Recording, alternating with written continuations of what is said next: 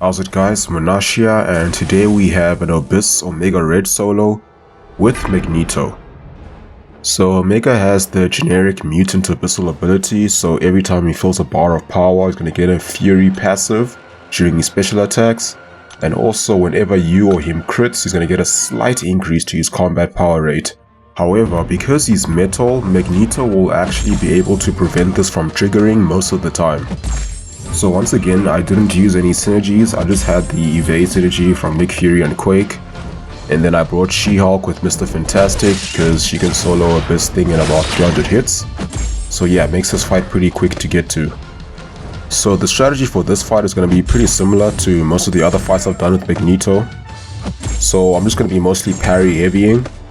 And then I am going to drop my special 2 to get the armor break. And this is one fight that you actually don't really need the armor break. Although I do like to keep it there just to do a little bit more damage. And I'm not sure I would have soloed this fight if I didn't maintain the armor break. Now, one interesting thing about Omega Red Special 1 is that it has a relatively long animation and recovery rate. So you can actually throw a heavy attack and allow it to whiff just to maintain your prowesses and the armor break. So what you can actually do is when he throws it, you just dash back a few times, just back it up. And then you have enough time and space to hold the heavy attack before he can punish you. The only thing is if you go a long time without actually hitting him, then you are going to start losing your skirmish or warfare charges. So then after that you want to parry and then do one hit, as in one medium or light attack, and then hold the heavy attack. Because having that increased perfect block chance will give you that long stun duration. So you always have enough time to do a medium attack and then still hold your heavy attack before the stun expires. And his special 2 does do some pretty solid damage, about 48,000 when it doesn't crit. And when it does crit, it hits the damage cap of 85,000. But you're still mostly going to be relying on your special 3 for damage. Because even though it will hit 85,000 as well, you still have the bleeds. And even though Omega Red has 90% bleed resistance, you still have the shrapnel bleeds, which will at least do 100,000 damage with the rank 3 Magneto. So basically your special 3 is guaranteed to do about 200,000 damage overall. And it takes about 14 hits to get your special 3 with Magneto. So yeah, that's some pretty good damage per hit.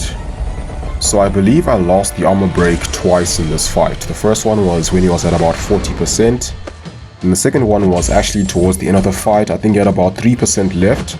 So when I reapplied it, I got a nice 85k crit and that took him out. So yeah, that's basically the strategy. Nothing too complicated, just need to be good at baiting that special 1 and spacing with the heavy attack.